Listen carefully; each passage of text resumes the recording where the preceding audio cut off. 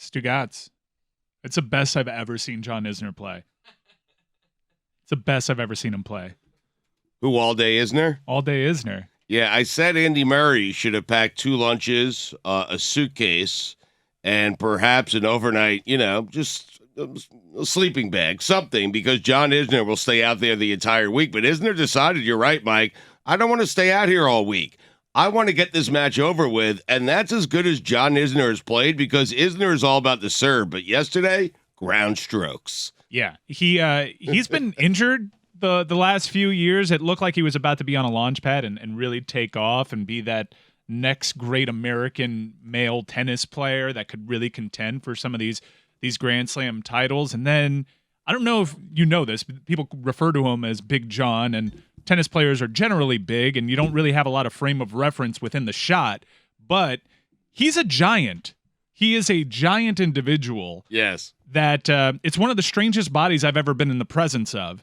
And just the act of playing tennis for someone that large and lanky has to take such a toll on the body. So he's finally taken like 2 years to get healthy. Andy Murray, I know that's a name from years past. He's a former Wimbledon champion.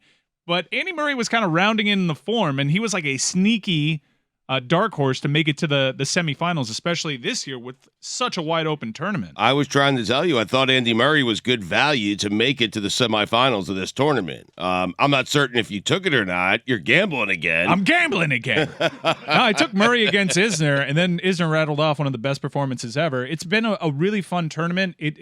Djokovic is going to win it, provided he doesn't test positive for COVID, and that's. I don't say that flippantly. No guarantee. COVID, right. He's not vaccinated, and COVID has already impacted this tournament quite a bit.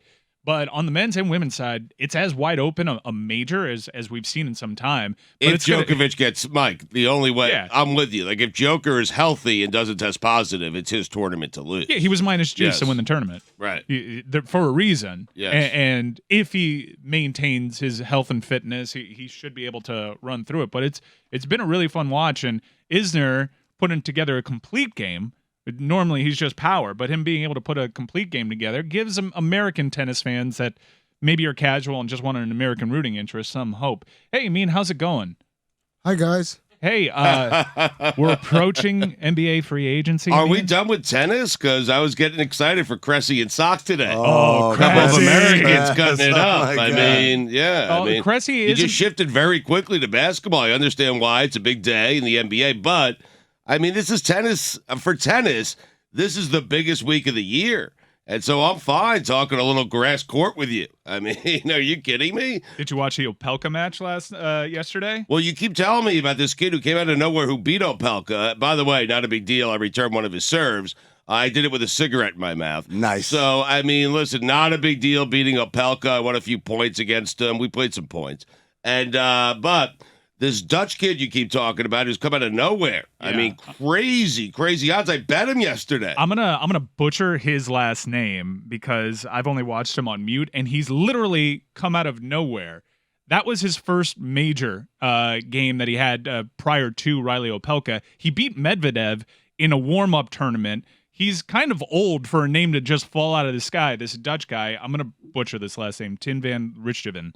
And he is all of a sudden like this impact player that is beating the likes of Medvedev, who was arguably the second best player in the world when he beat him. Yes. And he took out Riley Opelka in what was a really great match. And this tournament, provided that we all assume that Djokovic is going to win it, but the semis are going to be something because it's going to be a star-making vehicle for a lot of new names, because a lot of major names had to bow out of this tournament. A lot of major names, as we on the men and women's side, as we saw with Serena, have been upset early. Is Berrettini out? COVID, yeah, right? Berrettini, I thought had as if it wasn't going to be Djokovic, it might have been Berrettini, but he had to be removed from the tournament due to COVID. So Amin's looking at us weird. He's like, how do you guys know so much about tennis? I'm gambling again. It's a grass courts of Wimbledon. I was trying to get away from it because I know the audience certainly doesn't want the first words coming from me, and certainly not from me on tennis. But I do have a question as it relates to tennis, because the game's biggest star, Serena Williams, if you want to call her that still, did it make you sad? She lost in the... I think she's fairly easily in terms of active star. She's the game's biggest star. Why'd you cut her out immediately? You're like, just because one she loss hasn't won a and you're major done. in a few years. She hasn't. She's not the Serena that we're accustomed to seeing. I'm not certain she's the biggest star. But she's the biggest star because stardom in Is this she? case is the name. Yeah, stardom. Yeah. Nadal, Djokovic. I think no. Serena's On the the women's bigger star. side, yes. No, but I think on all overall sides, tennis, yeah. she's the biggest star in tennis, male or man or woman. Okay, still right now today. Yeah, okay. yeah, still because she's still actively playing, and She's box office. Yeah. Like when she's playing, like when she played, what was it, on Tuesday and lost, it was box office. Like, all right, got to get to a television and see Serena. Right. I would say when she ceases playing, she will then cease being the biggest name on tour. But I think even casual sports fans, if you ask them to name a tennis player, will still say, active? Is Serena still playing? Yeah. Before they even say the likes of Djokovic. I can't even pronounce Djokovic, man. You want them The to Joker. say that? Yeah, that's how you pronounce it. Good point. Thank you. And work around. That's why I do it. What I'm realizing about women's tennis primarily is Serena is almost bigger than the sport in that big star making. She's such a big star making vehicle. Whoever plays her, whoever beats her, Yes. all of a sudden is a name that is on your radar. And the sport, granted, there was a pandemic and all that. I think it suffered with her taking some time to heal and not being as dominant. I really think that the sport's in a better place when she is really clicking on all cylinders. I don't know if we'll see that again. My larger point was she lost to Tan in the first round. A match that normally Serena would close out. She got into a third set tiebreaker. She was up 4-0 or maybe 5-1 in that tiebreaker. And Mike, that's lights out. When Serena has you in that spot, especially when you're up a set, she puts away that match. And I'm just wondering, like, when someone is so great and you see them starting to slip off and tail off a little bit, does it make you sad? Because it made me kind of sad to see Serena lose first round in a match that she would normally win and close that thing out. And so She'll be back, though. I don't know if she will, to be She'll honest. have the redemption story. Tiger came back, and it made That's true. It made it all that much sweeter because even when Tiger was going through his struggles through fitness and just playing the game, we all said, man, if he somehow comes back and wins this, what a way to complete the story. Granted, he had some off the field stuff that added to that story, but you have the most dominant athlete of a generation, arguably in any sport. And she's struggling right now, and she's kind of far from what many would perceive to be her peak. But, she can absolutely, on her worst day, still beat a lot of great tennis players. No, I know she can. Golf a little bit different than tennis. Just overall, like when you see someone who's played at such a high level in any sport for such a long time, and then it starts to tail off just a little bit, for me, it makes me sad. Like, we'll never see someone like Serena again, ever, in the history of the game. Mike, you and I will watch tennis until we're old. We'll gamble on it. Yeah, okay? but to Mike's point, it makes it even sweeter if she does do it. Yeah, Like, but I'm with not Tiger, certain she will. Okay, but You're counting her out. It's hard I to am, predict. yeah. Yeah. I mean, you're losing to Tan in the first round. Mike, this is not losing in the semifinals. This is not even making it to the semi. This is not even making it out of the first round of big tournaments. Is that what happens when you lose in the first round? Yes. And so I don't know how Mike is coming up with, hey, she'll go from this, where she is right now, Because to winning majors again. But I said the same thing about Tiger. She's so. the greatest of all time. Right. I'm not going to write Serena Williams off just because she lost in the first round Now, of Wimbledon. even before the relative fall off for her, she was competing at a level that at that age we never see in that sport, right? So I'm all right with a little skepticism if she'll ever do it again because she was already, it's like LeBron falling off now. It's like, well, we already have never seen anyone play this well at the age of 37, right? Or 36, rounding in at 37 for LeBron.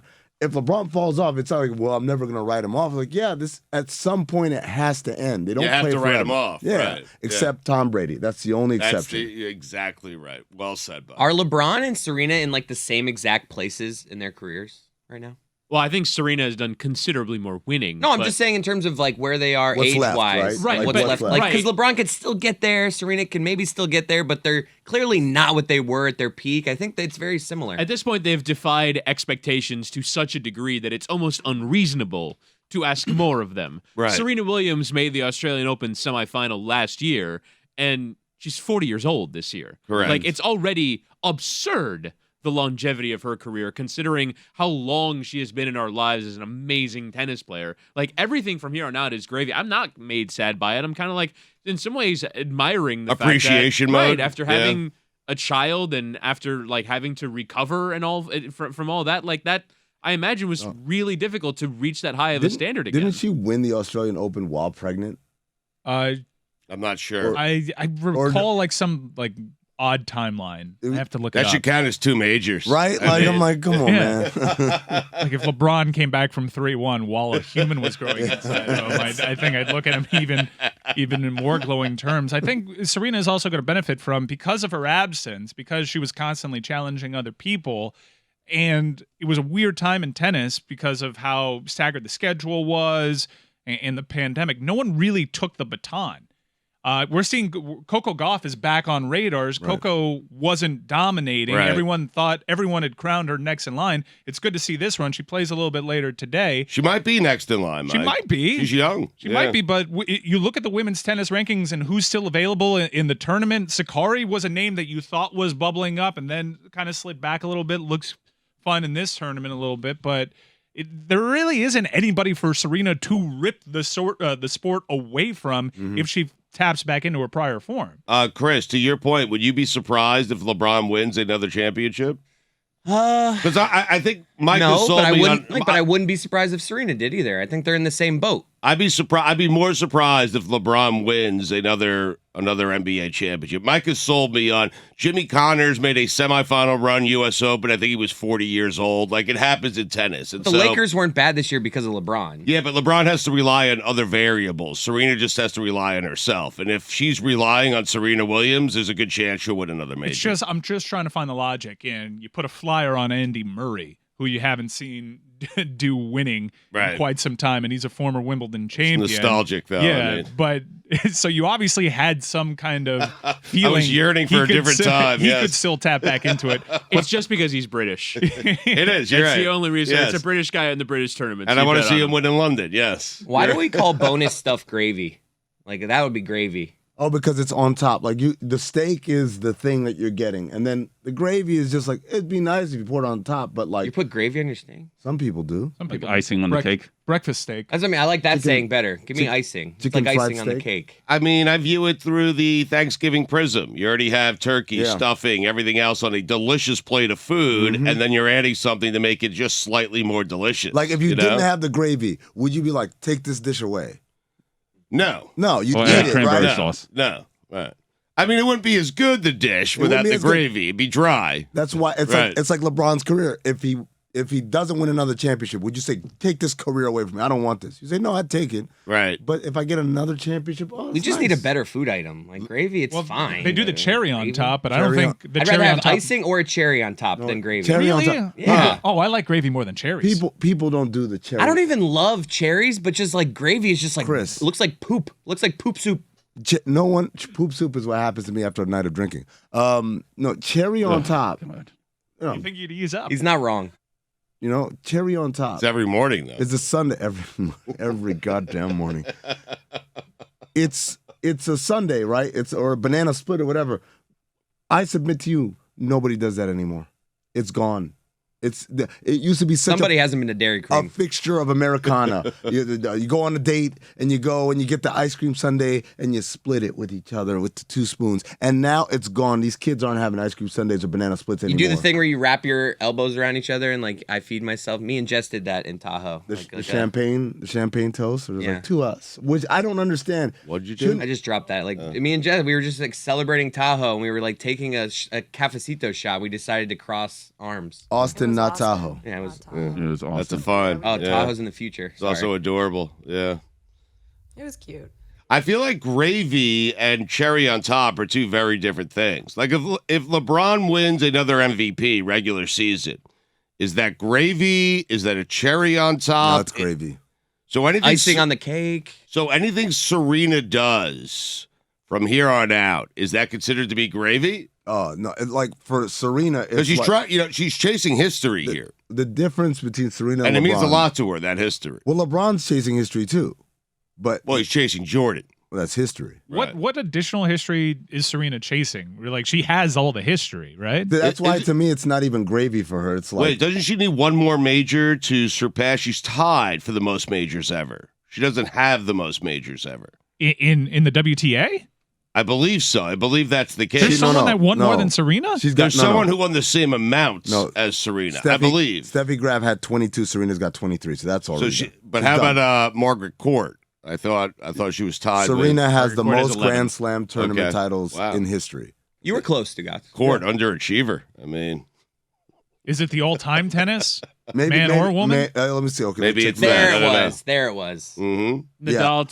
Nadal tops all-time men with 22. So But go ahead. Serena has 23. That's so. what Stu is doing. Yeah. No, And Serena go has ahead and check the 23. all-time rankings on the men. You're So- going to lose your shit. We'll get there. We'll figure out what Stu is doing. She hasn't Because I don't know won. what I was active. doing. She hasn't won Just all the asking a majors in a question. calendar year. It's all the same guys that are still playing right now. Yes, it is. It is crazy because I remember growing up, Sampras, no one will ever win as much as Sampras did. And these guys, 3 guys have blown him out the water at this point. In the same era. Right. Yes. You know what that means? They're all winning the tournaments. Like, if I'm not winning it, the other guy is, and he's forming this log jam, which is what you see on the men's side right now. And it's still the same guys. Nadal, depending on the surface, can still be, Amazing. when healthy, when right on his best day. I don't think there's anybody better that I've ever seen on the You men's just won the side. French. I mean, Yeah. right. Than Rafael Nadal. With him, it's always the knees. It's always just, will his body hold up? And the hair also. Yeah. And the wedgie. The hair it's a look. That headband is not a style point. Oh, right it's not there. a choice. He's not That's- making a choice. Oh my God, him without the headband. You ever seen it? No. Well, You yeah, see it when after he starts tournaments, sweating. after he wins, yes. It takes It's a totally different person. takes all the swagger and intimidation out. Like it's some old man. It's like Agassi. Remember Agassi when he had the Yeah. the fake- What he had fake hair, right? Yeah, yeah. He had a wig. He played with a wig. That honestly makes me look back on his time too in a Should have bit won more more. glowing Right? terms. Yeah. He's doing it with a wig on. Jeez. Wait, so LeBron wins a title. That's cherry on top? LeBron wins the title. That's gravy, Because he ain't winning 2. right? Serena at this point, her meal is set. So at this point, it's just like, oh, would you like an aperitif with it? Like something that you wouldn't even consider. Like, you know what? Why not? Like one of those little garnishes. She has the whole dish and the gravy already. Everything. It's all done. So how do you add to gravy? Like Can't it's garnish. a little Just- piece of parsley? yeah, like parsley. Exactly. Just one little piece of parsley Yeah. on top of the dish. Oh, That's the Maybe- cherry on maybe, top. Maybe a napkin, like an extra napkin. Like you've got the one napkin for your lap. Here's another one to dab your face with. There seems to be some controversy with regards to Margaret Court. What have we learned? Yeah, so Margaret Court has won 24 titles, but 11 of them were in the Open She's era. back. We're in the Open era. Open era, though. I don't know what that means. Well, I think that's what Serena's chasing is Okay. the 24. All right. That's the big number she's chasing.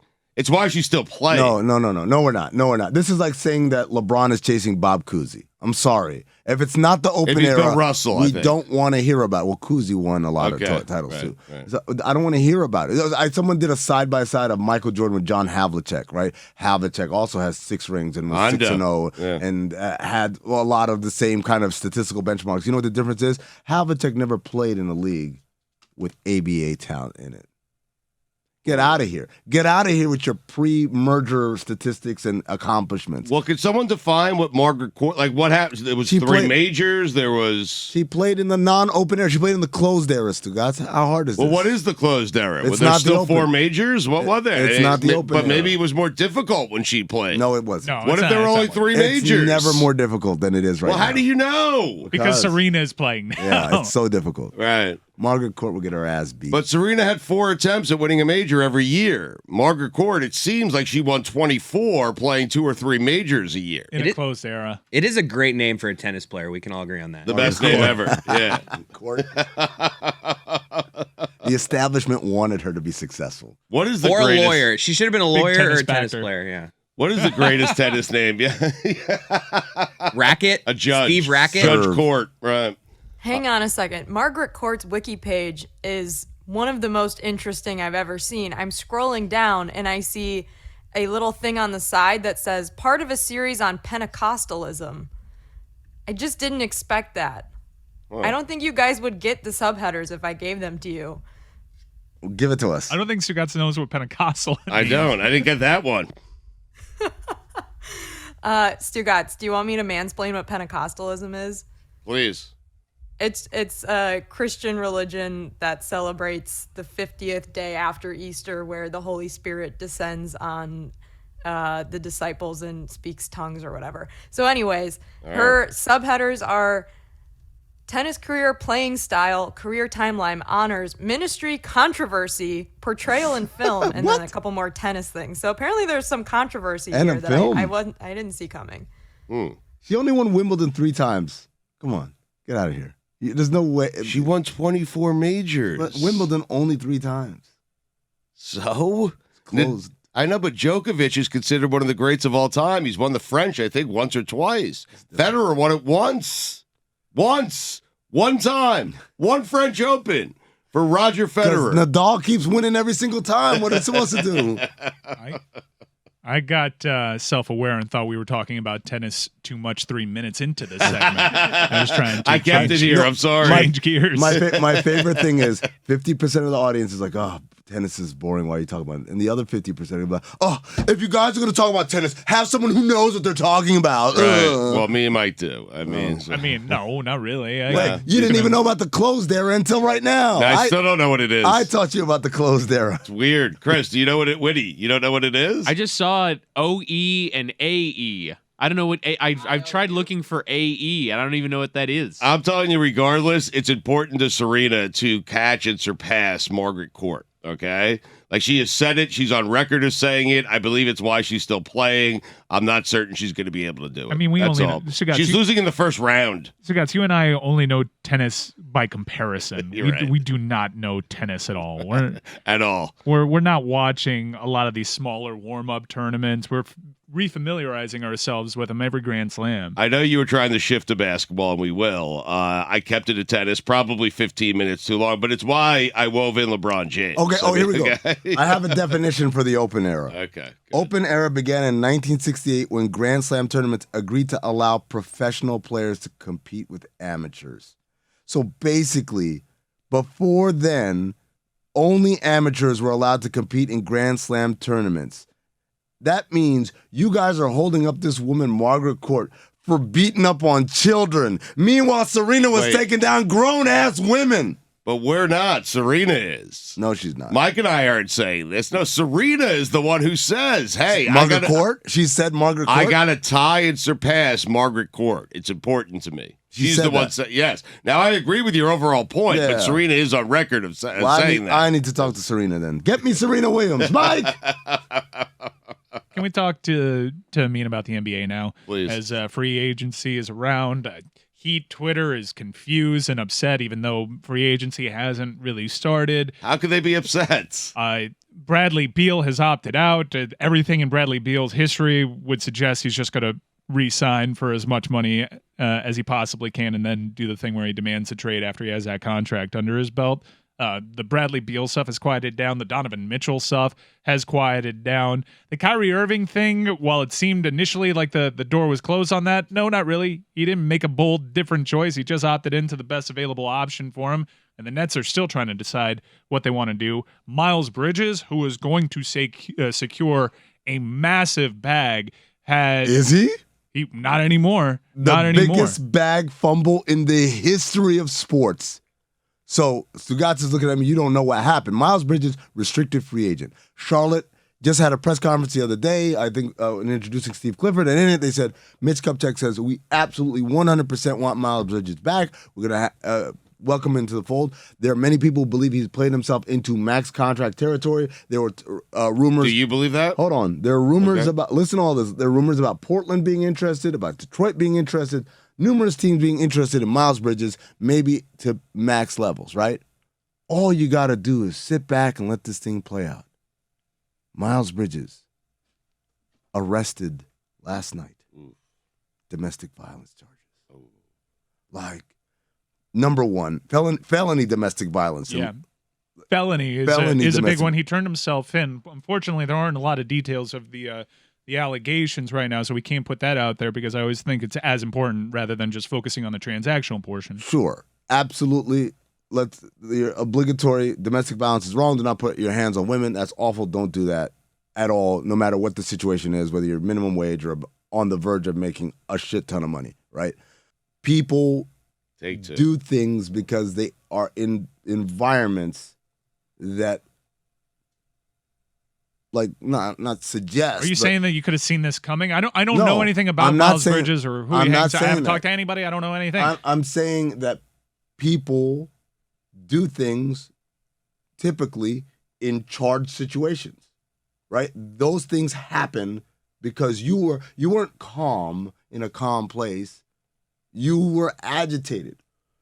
Why are you putting yourself in a place where your agitation is uncontrollable? Here's some news on the allegations. Because, well, hold on a second, because maybe it's uncontrollable, which is an issue. But right? I mean, that's why, like, even associating it with his contract, like, there is no good time to be in that situation. No. Like, there is no time in which, like, maybe, you want to be in fraud situations. Right. Like, just don't be that person. Don't be that person. But also, especially not now.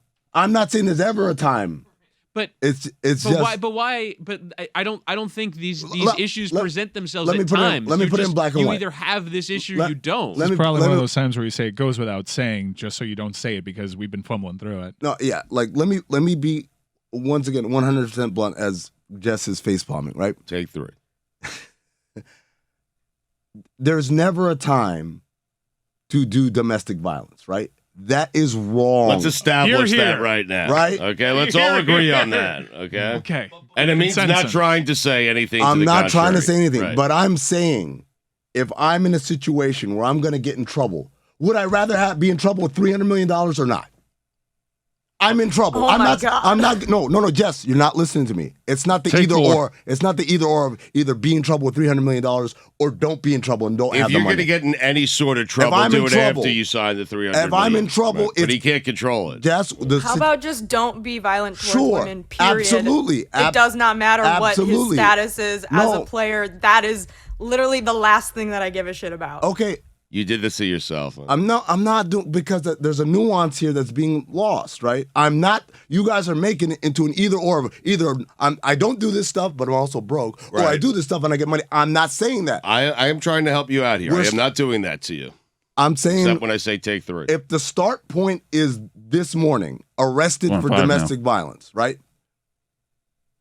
If that's the start point, Yeah. the start point isn't before he did anything. Yeah, and the start allegations. Let me just hit pause so we Yes. can actually get these allegations there. I found some stuff on this. It was an argument that happened on Tuesday that the alleged victim claims turned physical. Police were called to the scene, but Bridges was gone by the time the cops arrived. The woman required medical attention, and then Bridges then turned himself in yesterday. And while I understand everything that you're trying to say, and I'll let you get to your point too, the big thing with Miles Bridges was, when you look at this story, it's the accusation, and also he was primed for a big contract. There are ramifications for the Charlotte Hornets and the player himself because this was a career-defining incident, it would appear. Right.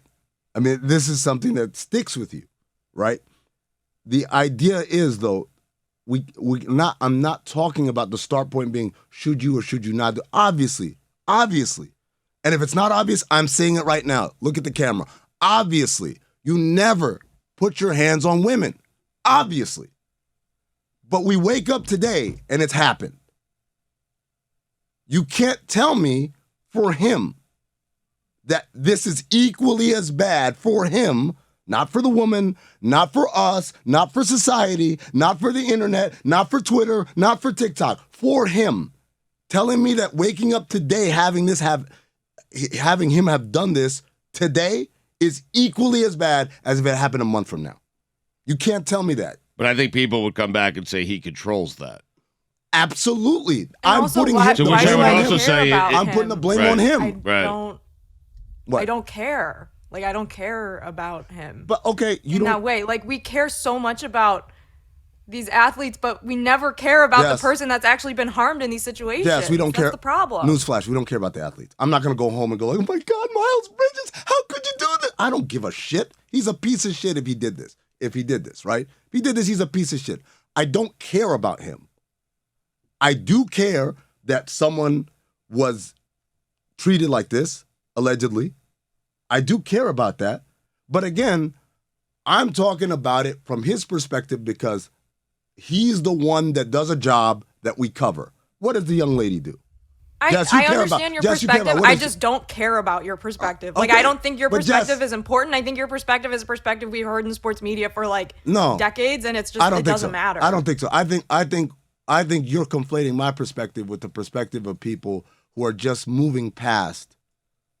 They don't even acknowledge. I'm acknowledging it, but at the end of the day, and just respectfully, I don't give a shit if you like my opinion or not, or you think it's a smart opinion or not. Like it's not something like, well, I hope this is valued by everybody listening. I'm not. I'm explaining a situation from the perspective of sports, contracts, and I've worked in this industry, like in the NBA. Well, let me say there, because it is part of the story here. How did the Charlotte Hornets actually, this comes across their news, that their head of security probably finds out about it well before it's being reported. They were primed to give him a massive contract internally, leaning on your experience. How does this go over within that organization? Admittedly, one of the stranger organizations in the NBA, and have made some puzzling decisions at times. Well, I mean, he's a restricted free agent, so that gives them right of first refusal. Before, there's an impetus to kind of be aggressive, to show we really like you. We want to keep you. What's that number? Is it max? Is it less than max? I don't know. Today, He was headed where before this incident, though? He Well, was headed to a max? almost likely They a were max. gonna, they were going to match whatever came across. I Are think they reaching out to the league? They're reaching out to authorities. They're trying to get an All that. idea of. all that. So they're Or just questioning the player now in a way they hadn't before? Well, first of all, your director of team security, you're absolutely right. Like our guy, the fixer down here in Miami, Charlotte's version of that is in communication with law enforcement. The kid, if he's got any sort of sense about him, that's the first person he called. First person he called is called director of team security, and then like your agent or whatever. Now we're gathering information, right? You're in communication with the league, so they know that this happened, right? And we're also having a discussion internally about, do we want to be associated with this dude at all? Right? There's a world where it's like, absolutely not, intolerable, get out of my sight. Right? That's one. Number two is, this might be an opportunity to get a huge discount. They're having that discussion, you think? They're absolutely having that discussion. That might disgust some people right now. I'm telling you, this is the cold-hearted part of this business. Like something bad happens, you're like, oh my God. And then you're like, how can I benefit from this? Yeah. How can we spin this Sure. into a win for our books Right. and our cap number? And- that discussion is being and had. That now- will make people wince and make them uncomfortable, but that's I'm with Amin. That Right. conversation is certainly happening. Right. and it's happening quickly. Yeah. And it has to happen quickly because we're also gambling against the other suitors. Are they all out? Or are they thinking the same thing? Whereas they were undoubtedly going to be negotiating against other teams, and Yes. the player had some sort of leverage, as much as one can have when you're an RFA. Mm-hmm. Now, all of a sudden, you don't even want the news getting out that you're in the Miles Bridges business. Exactly. You don't want the news being reported that you've made an offer to him, because now there's a PR blowback. So the RFA status in this case actually works in his advantage because he's not quite max, but he's up there. So the level of increasing, escalating commitment isn't that, like, there's not that many more levels. So it was actually a great place of leverage for him to be a non-max player to get max out of this. Now, that's probably evaporated. As you said, no one wants to be associated or affiliated. And if they do, they're saying, well, I got to take the discount. And the discount is, I'm not giving you max. This I'm is not a good giving you player max. that Charlotte was looking to build around. Very good player. He's a very good player. Very good player, but also people were holding Charlotte's reputation that if Charlotte ends up giving this guy a bag, it'll almost surely go south real quick. Looks like things went south before they even had the opportunity to pay him. So, by the way, this conversation to me is reminiscent. It's different, but it's reminiscent of the conversation we had when Myers Leonard happened, remember? And we were on with David Sampson. Yep. And David Sampson, very similar to Jess, was like, absolutely not, no discussion, I don't care, it's done. And I said to Sampson, who is famous for nothing personal, Yes, but the reality is that's not the discussion that's happening inside those doors. The discussion that's happening over there is, okay, what can we do with this situation? And so from the perspective of my job now here, it's to describe what those conversations are like. It's not to say, well, I don't care about Miles Bridges, so to move on. And Jess, I'm sorry if it feels like I'm lecturing or whatever. I'm just explaining that sometimes it's an uncomfortable conversation that we may not have it. If it was someone here, if Miles Bridges was an employee of this show and this happened, maybe we say, get out of here. We don't want anything to do with you. But that's not what's happening there. And it's not my job to say, well, I wouldn't tolerate it, so I don't even need to discuss it. It's my job to explain what's happening behind that curtain. Other teams would tolerate it. Right. All right, let's talk about the other story that prior to the Miles Bridges thing dominated the Twitter landscape, and one that actually has some interest locally when it kind of came out of nowhere. Jalen Brunson seemed like he was going to New York right now. He had a very good season. I think he's like 6'1". But he has an incredibly strong game at the cup. He has one of the best floaters, one of the best moves in the game with that floater. The Knicks hired his dad. I mean, well, yeah, they could have hired Brunson, Del right? Curry. I mean, former backup point guard for those Knicks had a fierce rivalry. With Not the only Heat. that, but he also played on several teams where Tom Thibodeau was an assistant coach and has been an assistant on Tom Thibodeau's staffs in Chicago and in Minnesota. So there's a lot of connections between Tibbs and the Brunson family. The Jalen Brunson that we saw, and Mike, finish this in a second because you're right. I thought he was going to. Yesterday, we discussed him going to the Knicks, and that might not be the case. Is Jalen Brunson good? Like those numbers? Yes, that's the short answer is yes. I mean, those numbers came after Porzingis was traded with Luka hurt. All the numbers and kind it of was kind changed. of up and down. That's one of the better moves. It's one of the great addition by subtraction. You could point to it and say, well, they got addition by addition. Cleaver was really good for them. And Dinwiddie was really good for them. But moving Kristaps Porzingis off that roster really unlocked a lot of players. Yeah. And we saw Jalen Brunson tap into a form that we hadn't seen previously. But he's 6'1". There are certain knocks against his game. He didn't perform well against the Golden State Warriors. Being that he kind of burst on the scene, is it sustainable? Are you willing to pay him $100 million? $100 million, yes. Is he a $25 million a year player? Yes. The problem is the reports with the Knicks is, he's 20. Okay. Dude, he's. I'm not doubting you. I mean, I don't like the situation for him as a player with the Knicks. We're going to get all the graphics of R.J. Barrett, Julius Randle, and Jalen Brunson. Like, who's going to stop him? It's going to be the Hornets' problem. It's a 7 seed. If that. So here's the thing. There's two discussions. There's a discussion of what's Jalen Brunson worth? Like, what's he evaluated at? He's worth whatever he gets, but what's he evaluated at? And then discussion two is, does that make sense for the Knicks? Right? Those are two different discussions. Right. So the Knicks obviously are going to have to drop off a major bag if they're going to take him away. This is a free market. Right. And now we have this added variable of the Miami Heat being interested, a team without cap room, but that has never stopped them before. They signed Jimmy Butler without any cap room and organized a sign and trade. The deal for Miami would be here. Bring in Jalen Brunson. I'm not really interested. I'm not really sure on what the fit is here other than get Kyle Lowry. Not Kyle Lowry. That's the fit. The heck Get him out of here. Right. And that would be a sign and trade. Mark Cuban in the past has been interested in Kyle Lowry. I think Kyle Lowry kind of fits that Mavericks team, and he fits the identity of aging max guy that we can actually turn him into a really good role player. The Mavericks won a title with that kind of logic. It's well within their identity. I'm sure they'd rather have Brunson, but if Brunson wants to leave, Kyle Lowry isn't necessarily a terrible parting gift. Well, I mean, it's not that Kyle Lowry is a parting gift. It's that it's Kyle Lowry. I love that he's a parting gift. It's that guy won a title a couple of years ago. Weren't you killing him? Yes, because he's a parting gift. Jalen Brunson is a better basketball player than Kyle Lowry is right now. If you told me Kyle Lowry, Did the Heat have to hire Mr. Brunson? His name's Rick Brunson. I know who he is. I like it.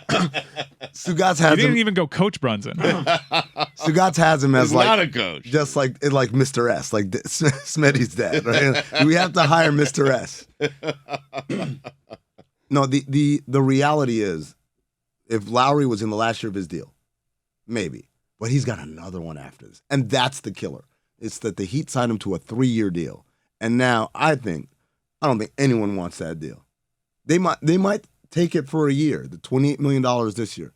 But the 29-7 next year, Yeah, that's but too even much. in the NBA, it has a value because next year it'll be an expiring. It has deal. a value next year. It doesn't have a value now. Other than what you'd get on court right now. Just let's look at the two players. Right. Let's, if you can, eliminate the contracts from the conversation. And I know it's such a part of the conversation with Kyle Lowry. Who's a better basketball player right now? Rick Brunson. Jalen Brunson, Jalen Brunson. Kyle Lowry. Jalen.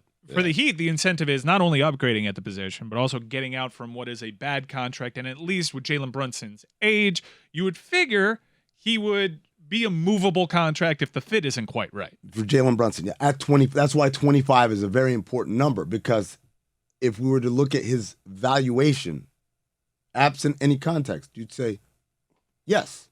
You'd say yes. The problem for the Knicks becomes you have Julius Randle making 24.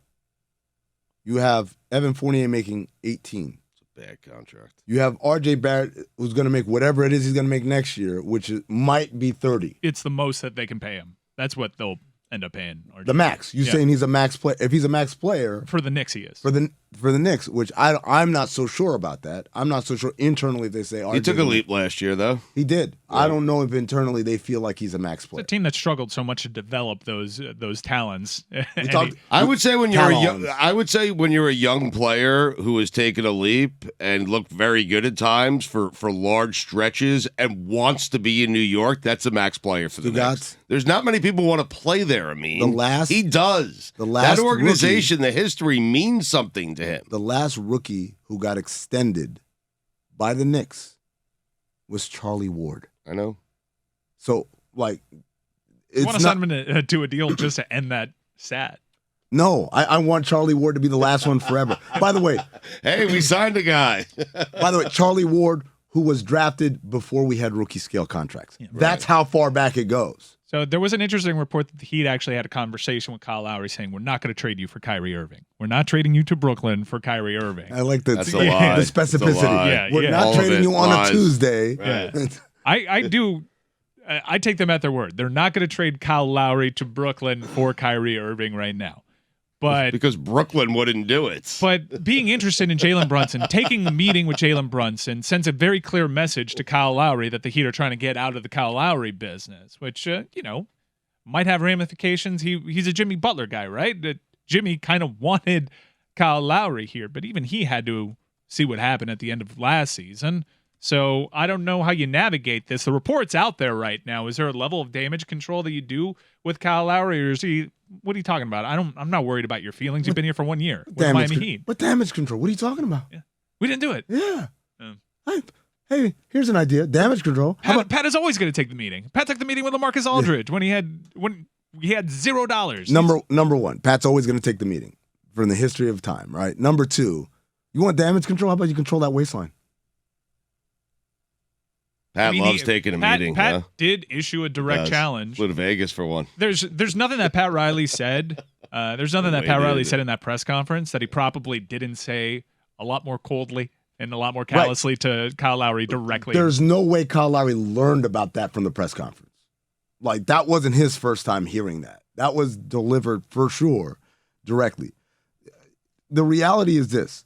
This isn't Dwayne Wade feeling shunned about Hassan Whiteside getting his contract offer before him, right? Dwayne Wade had a leg to stand on because of what he's done for this organization, what he's sacrificed money-wise, body-wise and stuff.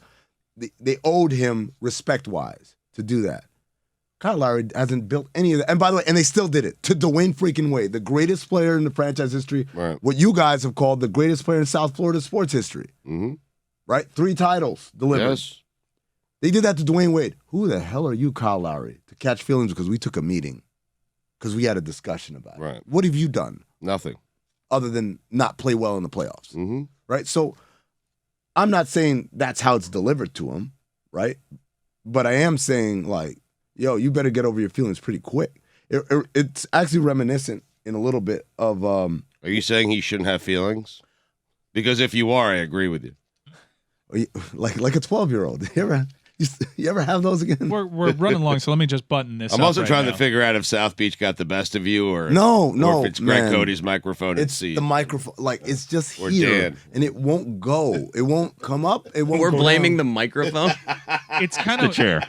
it's kind of weird to already have a worked out take when free agency hasn't started yet. Because I do think the Miami Heat are going to end up improving this roster. I felt like that was pretty obvious. They have a team that's close. It looks like they're going to lose PJ Tucker. Right now, they're operating at a talent deficiency from talons from where we last saw them. But in just a couple of weeks, we've gone from photoshops of Bradley Beal, Donovan Mitchell, Kyrie Irving, Kevin Durant, and now we're at Jalen Brunson. All right, so if you look at name value, Jalen Brunson is the least excitable one of those names.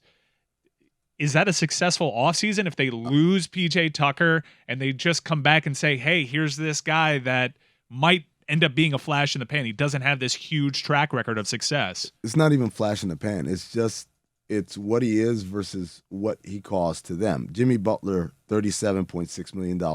Idris Adebayo, $30.4. I'm assuming Lowry will be gone. Duncan Robinson, $16.9. And then Tyler Hero extension is on the horizon. It's going to be like 25 a year? Hero? Yeah. At least, Yeah. right? So you add Brunson in there and you say, wow, we're really locked in on this. But how much better does he make us? And then you say to yourself, what could I do? Can I get someone who's not as good as Jalen Brunson, but also doesn't cost me $25 million? Like, I don't know. I mean, look, is Gabe Vincent, who's not as good as Jalen Brunson, but played very well for them.